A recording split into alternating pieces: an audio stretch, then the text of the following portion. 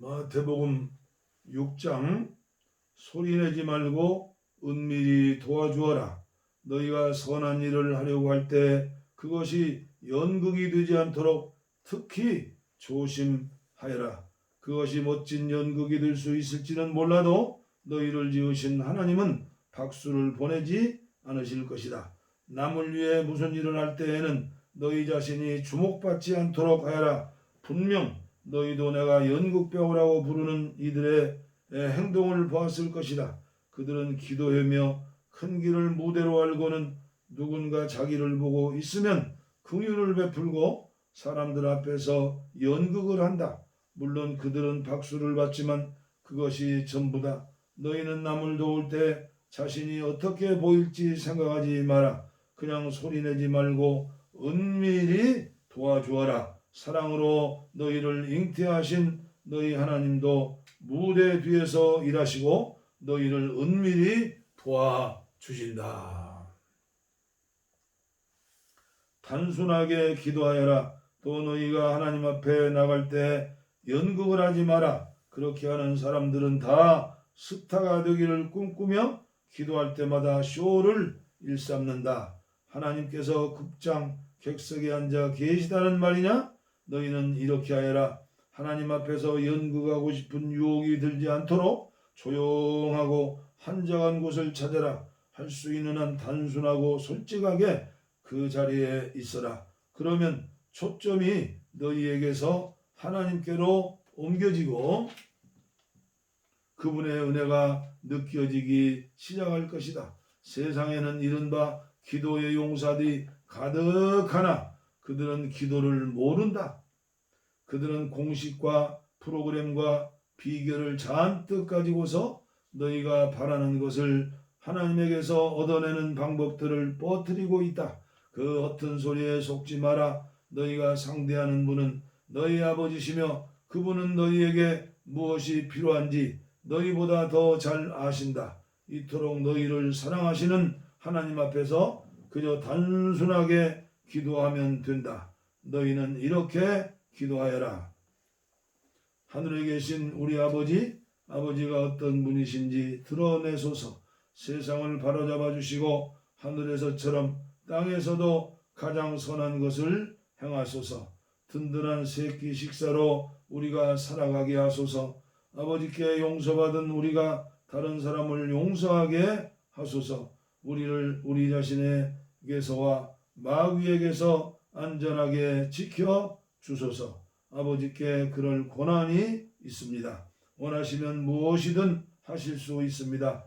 영광으로 빛나는 아버지, 정말 그렇습니다. 기도에는 하나님이 하시는 일과 너희가 하는 일이 연결되어 있다.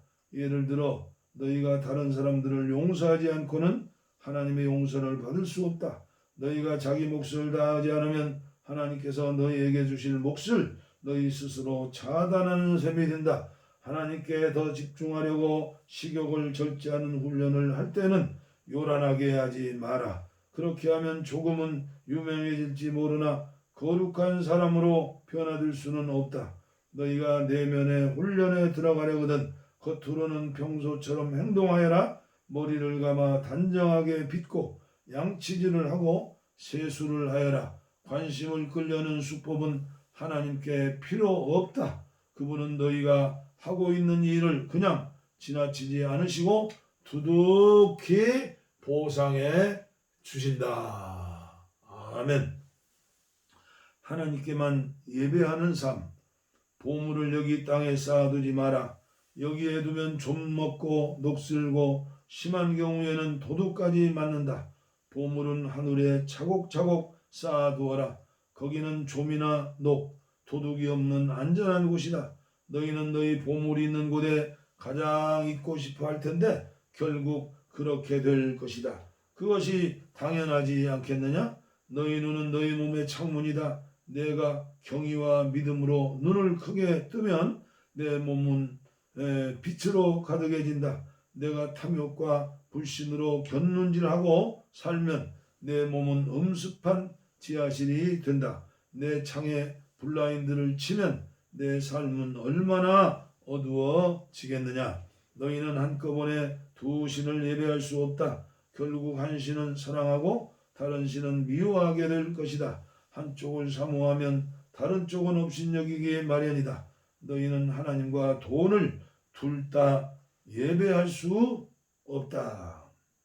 너희가 하나님께만 예배하는 삶을 살기로 결심한다면 식사 때 식탁에 무엇이 오르고 옷장에 있는 옷들이 유행에 맞는지 따위로 안달하며 설치지 않게 된다. 너희 삶은 뱃속에 넣은 음식이 전부가 아니며 너희의 겉모습도 몸에 걸치는 옷이 전부가 아니다. 새들을 모아라. 얽매일 것 없이 자유롭고 업무에 속박되지 않으며 하나님이 돌보시니 염려가 없다. 그분께 너희는 새들보다 훨씬 더 중요하다. 거울 앞에서 설친다고 해서 키가 단 1cm라도 커진 사람이 있더냐? 유행을 따르느라 버린 돈과 시간이 그토록 많지만 그렇다고 크게 달라지는 것 같더냐? 옷을 볼 것이 아니라 들판에 나가 들꽃을 보아라. 들꽃은 절대로 치장하거나 옷을 사들이는 법이 없지만 너희는 여태 그런 색깔이나 디자인을 본 적이 있느냐? 이 나라의 남녀 베스트 드레서 10명이라도 그 옆에 서면 초라해 보인다. 아무도 보아주지 않는 들꽃의 겉모습에도 그토록 정성을 들이시는데 하물며 하나님께서 너희를 놀보시고 사랑스러워하시며 너희를 위해 최선을 다하지 않겠느냐? 나는 지금 너희로 여유를 갖게 하려는 것이며 손에 넣은 내 온통 정신을 빼앗기지 않게 해서 베푸시는 하나님께 반응하도록 하려는 것이다. 하나님과 그분의 일하시는 방식을 모르는 사람은 그런 일로 안달하지만 너희는 하나님을 알고 그분의 일하시는 방식도 안다. 너희는 하나님의 실체가 되시고 하나님이 주도하시며 하나님이 공급하시는 삶에 흠뻑 젖어 살아라. 뭔가 놓칠까봐 걱정하지 마라. 너희 매일의 삶에 필요한 것은 모두 채워주실 것이다. 하나님께서 바로 지금 하고 계신 일에 온전히 집중하여라. 내일 있을지 없을지도 모르는 일로 동요하지 마라. 어떠한 어려운 일이 닥쳐도 막상 그때가 되면 하나님께서 감당할 힘을 주실 것이다. 아멘. 마태복음 7장입니다. 간단한 행동 지침. 사람들의 흠을 들추어내거나 실패를 꼬집거나 잘못을 비난하지 마라. 너희도 똑같은 대우를 받고 싶지 않거든 말이다. 비판하는 마음은 부메랑이 되어 너희에게 되돌아올 것이다.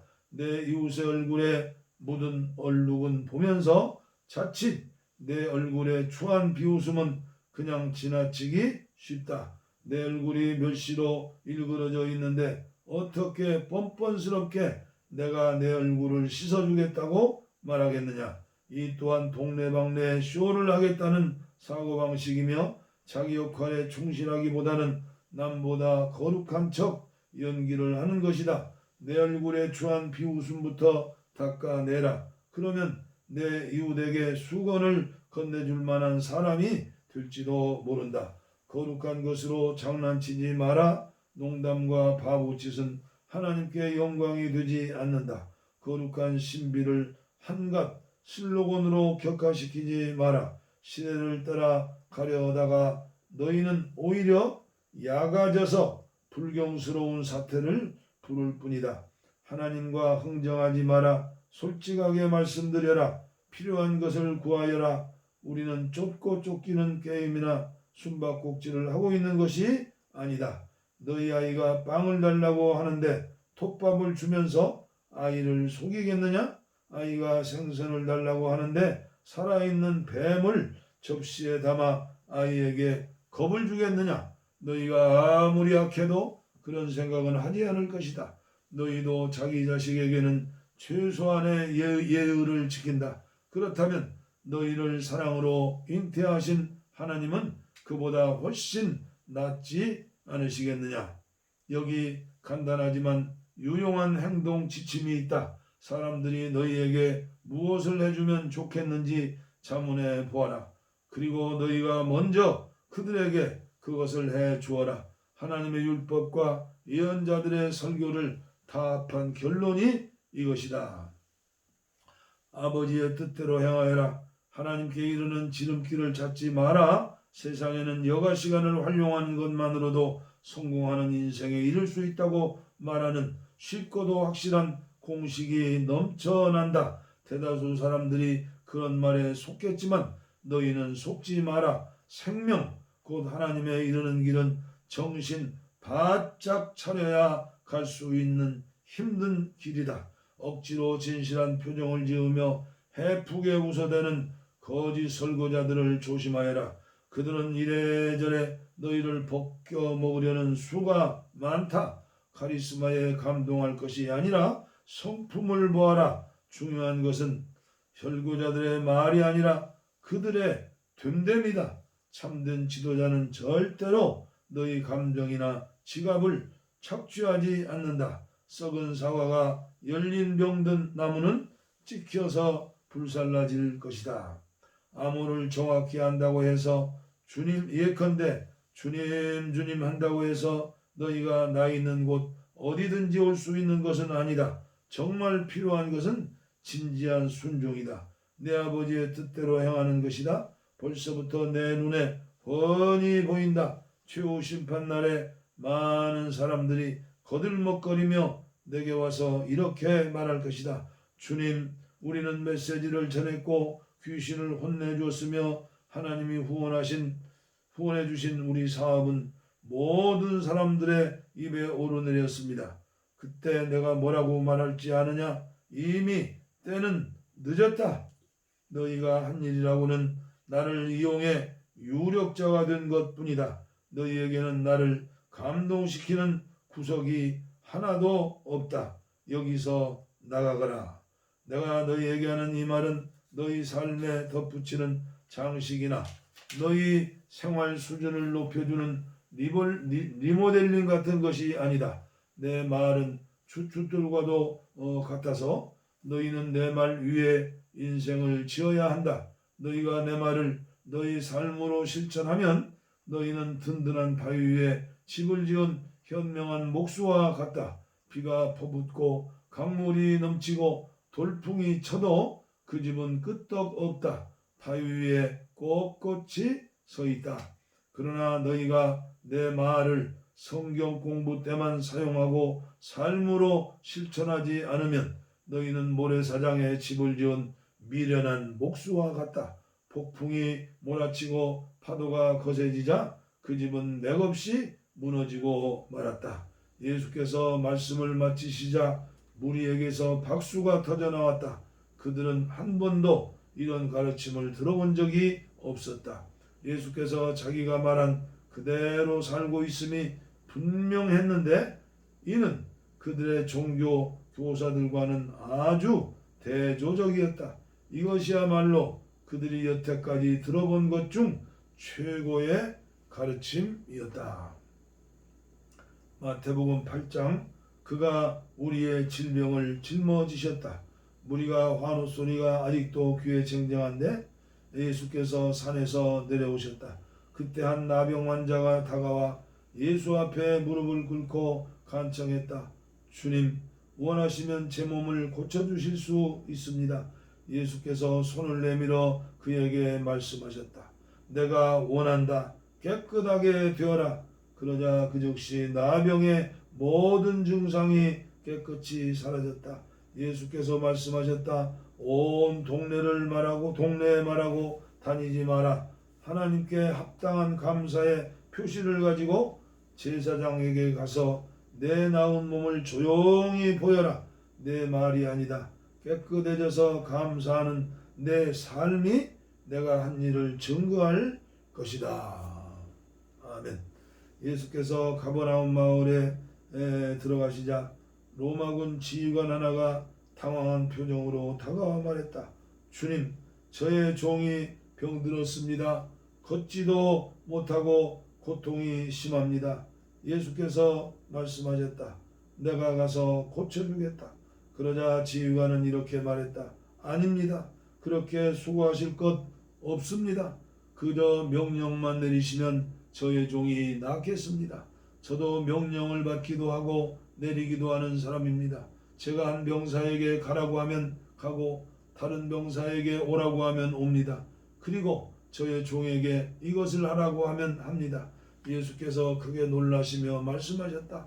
하나님을 알고 그분이 일하시는 방식을 원히 알아야 마땅한 이스라엘 백성 중에서도 이렇게 단순한 믿음은 아직 보지 못했다.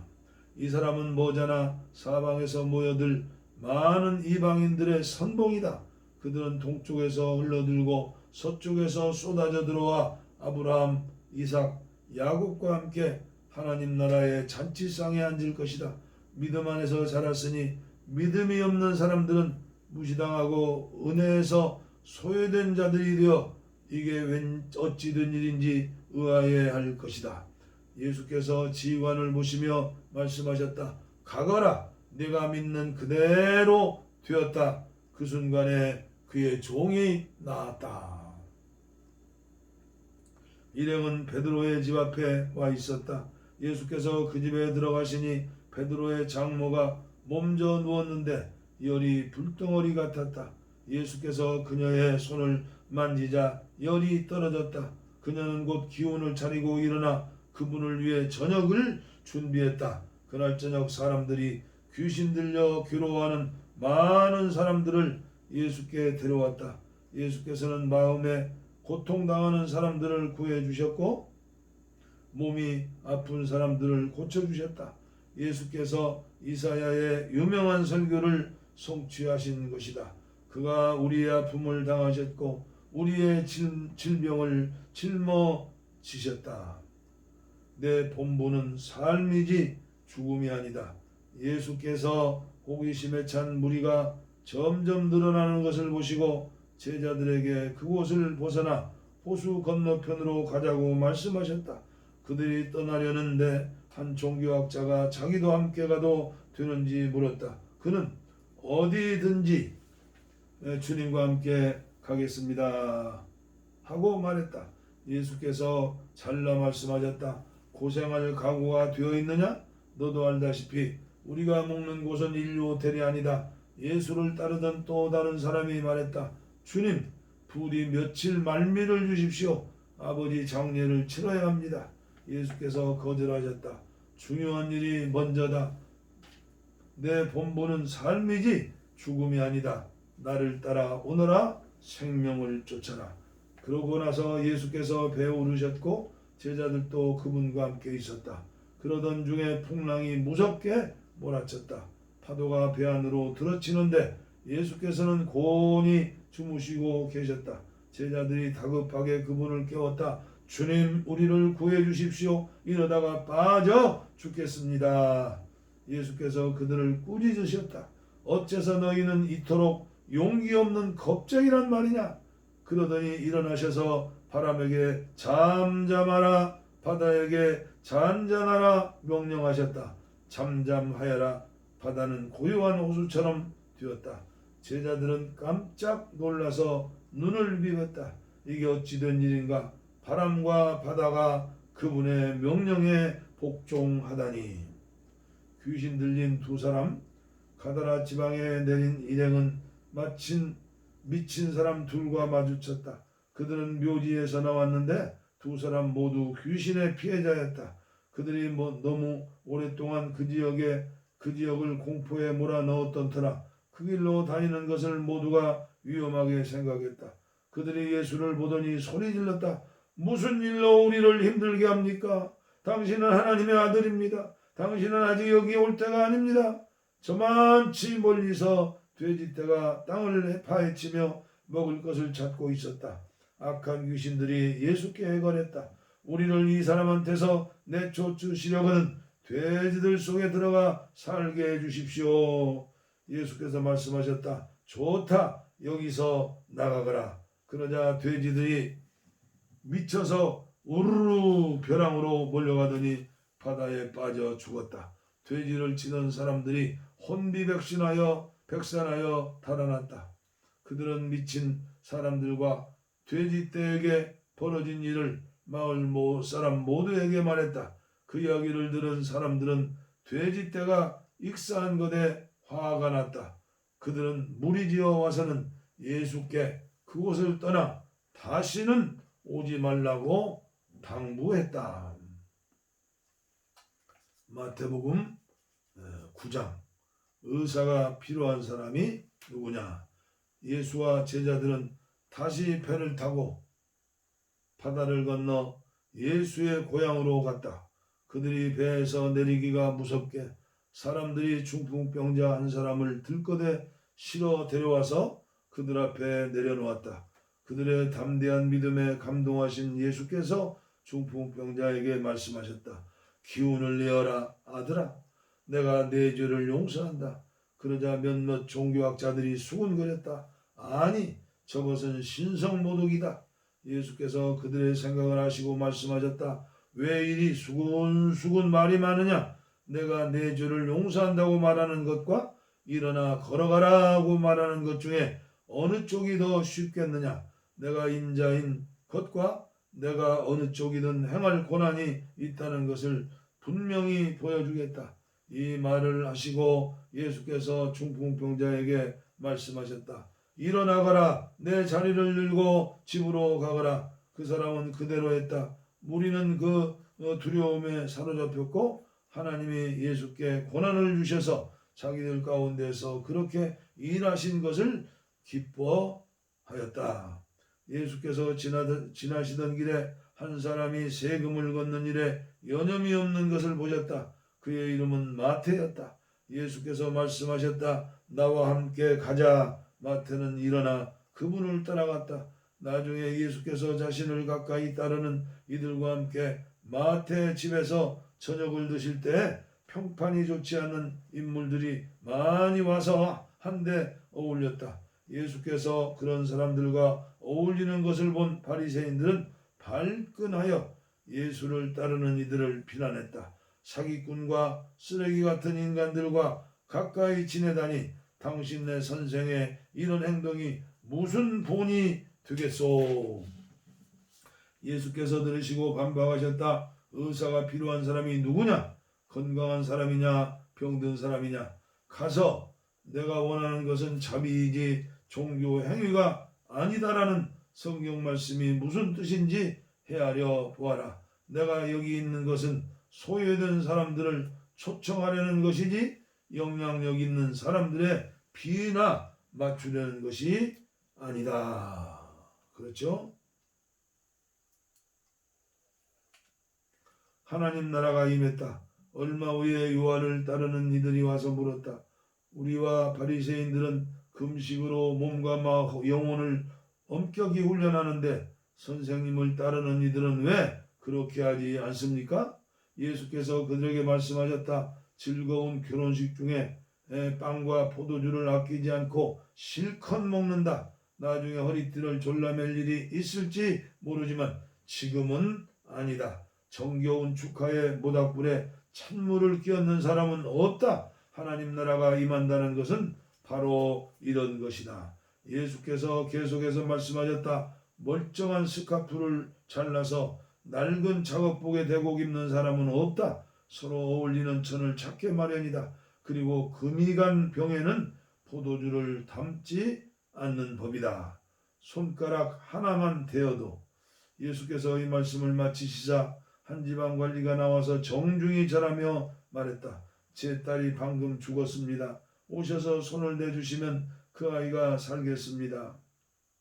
예수께서 일어나 그와 함께 가시자 제자들이 뒤를 따라갔다.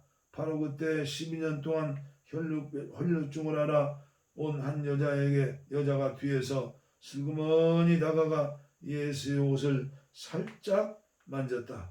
이분의 옷에 손가락 하나만 대어도 내가 낫겠다고 생각한 것이다. 예수께서 돌아서서 여자를 보셨다. 그리고 이렇게 다독여 주셨다. 안심하여라 딸아, 너는 믿음의 모험을 했고 이제 병이 나았다. 그때부터 여자의 몸이 다 나았다. 어느새 그들은 지방관리의 집에 도착해 이야기거리를 찾는 입방아꾼들과 음식을 나르는 이웃들 사이를 헤치고 지나갔다. 예수께서 불쑥 말씀하셨다. 모두 비켜라. 이 소년은 죽지 않았다 하고 자고 있다. 그들은 저가 알지도 못하면서 저런 말을 한다고 했다. 예수께서 무리를 내보내시고 안에 들어가셔서 소녀의 손을 잡고 일으켜 세우셨다. 소년을 살리신 것이다. 곧 소문이 그 지방에 두루 퍼졌다. 믿음대로 되어라. 예수께서 그 집을 떠나시자 눈먼 사람 둘이 따라오며 소리질렀다. 다윗의 자손이여 불쌍히 여겨주십시오. 우리를 불쌍히 여겨주십시오. 예수께서 집에 들어가시자 눈먼 그들도 따라 들어갔다. 예수께서 그들에게 말씀하셨다. 너희는 정말 내가 이 일을 할 수 있다고 믿느냐? 그들이 말했다. 그렇습니다, 주님. 예수께서 그들의 눈을 만지시며 말씀하셨다. 너희 믿음대로 되어라. 그러자 그 말씀대로 그들이 앞을 보게 되었다. 예수께서 엄하게 주의를 주셨다. 이 일이 어떻게 일어났는지 아무에게도 알리지 마라. 그러나 그들은 문을 나서기가 무섭게 만나는 사람마다 그들에 대해 떠들어대기 시작했다. 눈먼 사람들이 나가자마자 사람들이 악한 귀신이 들려 말 못하는 사람을 예수께 데려왔다. 예수께서 괴롭히는 악한 귀신을 쫓아내시자 그 사람은 마치 평생 말을 해온 사람처럼 즉시 말문이 술술 트였다. 사람들이 일어나서 박수갈채를 보냈다. 여태까지 이스라엘에 이런 일은 없었다. 바리새인들은 흥분에 중얼거렸다. 속임수다. 속임수에 불과하다. 아마 마귀와 짜고 한 일일 것이다. 그 후에 예수께서 모든 성읍과 마을을 두루 다니셨다. 그분은 회당 곳곳에 가르치시고 천국 소식을 알리시고 병든 사람과 상한 심령들을 고쳐주셨다. 목자 없는 양처럼 정처 없이 헤매고 있는 무리를 바라보시고 그분의 마음이 무너져 내렸다. 예수께서 제자들에게 말씀하셨다. 추수할 것이 이토록 많은데 일꾼은 얼마나 적은지 추수할 일손을 달라고 무릎을 꿇고 기도하여라.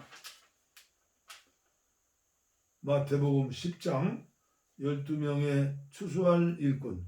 그 기도는 곧 응답되었다. 예수께서 자기를 따르는 사람들 가운데 12명을 불러 무르익은 밭으로 보내셨다. 그분은 그들에게 악한 귀신을 쫓아내는 능력과 상한 심령을 자상하게 돌보는 능력을 주셨다. 예수께서 보내신 12명의 이름은 이렇다. 시몬, 사람들은 그를 베드로 곧 바위라고 불렀다. 그의 동생 안드레, 세베대의 아들 야고보, 그의 동생 요한, 빌립, 바돌로메, 도마, 세금 징수원 마태, 알페의 아들 야고보, 타데오, 가나안 사람 시몬, 가룟 유다, 나중에 그분에게 등을 돌린 자다. 예수께서 12명의 추수할 일꾼을 보내시며 이렇게 당부하셨다. 믿지 않는 자들을 회심시키려고 먼 곳부터 다니지 마라. 공공연한 적과 거창하게 싸우려 들지도 마라. 바로 여기 가까이 있는 잃어버린 사람들, 혼란에 빠진 사람들한테 가거라. 그들에게 하나님 나라가 여기 있다고 말하여라. 병든 사람들에게 건강을 되찾아 주고 죽은 사람들을 다시 살려주어라. 버림받은 사람들을 만져주어라. 귀신을 쫓아내어라. 너희가 후한 대접을 받았으니 너희도 후하게 살아라. 시작하기 전에 모금 행사를 벌여야겠다고 생각하지 마라.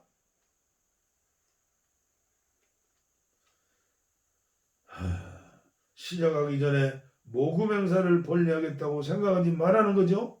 너희에게 많은 준비가 필요 없다. 너희 자신을 준비하여라. 하루 세 끼 먹을 것만 있어도 너희는 이 일을 계속할 수가 있다. 짐을 가볍게 하고 다녀라. 어떤 성읍이나 마을에 들어가거든 굳이 고급 여관에 묵지 마라. 수수한 사람들이 사는 적당한 곳을 찾아가 떠날 때까지 그곳으로 만족하여라.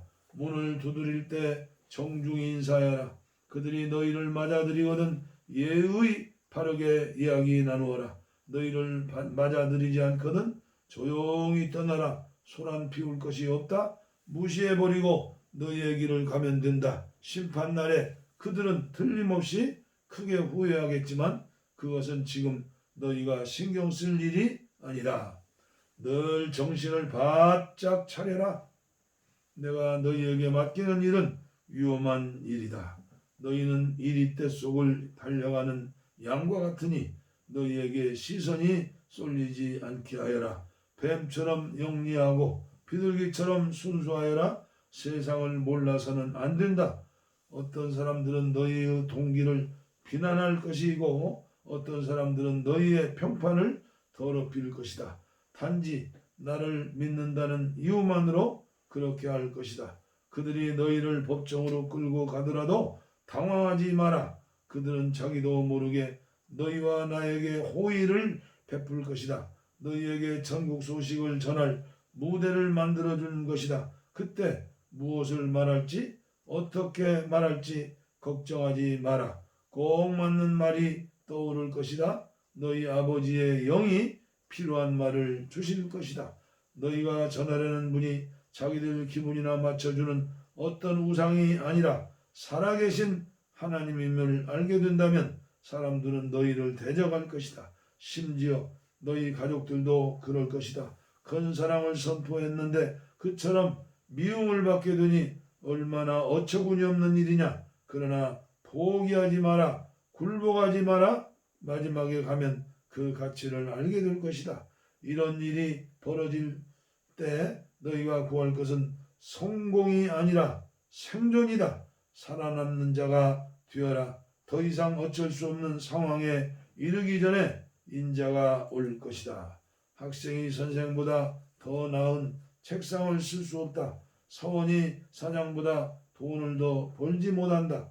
너희는 내 학생이요 내 추수할 일꾼이니 나와 똑같은 대접을 받거든 만족하여라. 아예 기뻐하여라. 그들이 주인인 나를 똥 묻은 화상이라고 부르는데 일꾼들이야 더 무엇을 바라겠느냐.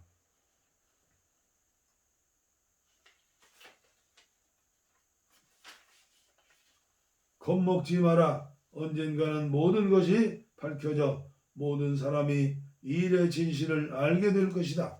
그러니 드러내놓고 진리를 말하기를 주저하지 마라.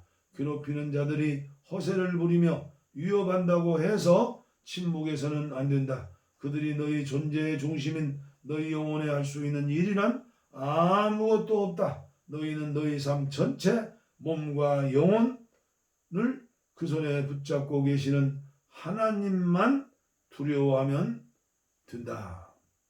내 편에 서라. 애완용 카나리아의 값이 얼마더냐? 푼돈이 아니냐? 그러나 하나님은 그 새에게 일어나는 일을 너희가 신경 쓰는 것보다 더 신경 쓰신다. 그분께서 너희에게 더 정신을 쏟으신다. 세세한 것까지 일일이 돌보시며 심지어 너희의 머리카락까지 다 세신다. 그러니 괴롭히는 자들의 이런저런 말에 겁먹지 말라. 너희는 카나리아나 수백만 마리보다 더 귀하다. 세상의 여론에 맞서 내 편을 들어라. 그러면 나도 하늘에 계신 내 아버지 앞에서 너희 편을 들 것이다. 너희가 겁이 나서 달아난다면 내가 너희를 감싸줄 것 같으냐? 내가 삶을 편안하게 해주려고 왔다고 생각하지 마라. 나는 갈라서게 하려고 왔다. 아들과 아버지, 딸과 어머니, 며느리와 시어머니 사이를 분명하게 갈라서게 하려고 왔다. 가족 간의 편안한 인연을 갈라놓아서 너희로 하여금 하나님을 위해 자유롭게 되게 하려고 왔다. 좋은 뜻을 가진 너희 가족이 최악의 원수가 될 것이다. 나보다 자기 아버지나 어머니를 더 좋아하는 사람은 내게 합당하지 않다. 나보다 아들이나 딸을 더 좋아하는 사람은 내게 합당하지 않다. 물불을 안 가리고 끝까지 나와 함께 가지 않는 사람은 내가 합당하지 않다. 너희의 1차 관심사가 자신을 챙기는 것이라면 너희는 절대로 자신을 얻지 못할 것이다. 그러나 너희 자신을 잊어버리고 나를 바라보면 너희 자신과 나 둘 모두를 얻을 것이다. 이 추수하는 일에 우리는 긴밀히 얽혀 있다. 누구든지 너희가 하는 일을 받아들이는 사람은 너희를 보낸 나를 받아들이는 것이다. 누구든지 내가 하는 일을 받아들이는 사람은 나를 보내신 내 아버지를 받아들이는 것이다. 하나님의 심부름꾼을 받아들이는 것은 하나님의 심부름꾼이 되는 것이나 마찬가지다. 누군가의 도움을 받아들이는 것은 누군가에게 도움을 베푸는 것이나 다름이 없다. 내가 너희를 부른 일은 큰 일이지만 주눅들 것은 없다. 작게 시작하는 것이 최선의 방법이다. 이를테면 목마른 사람에게 냉수 한 그릇을 주어라. 베풀거나 받는 지극히 작은 일로 너희는 참된 제자가 된다. 너희는 단 하나도 잃지 않을 것이다. 마태복음 10장까지 봉독에 올렸습니다. 감사합니다.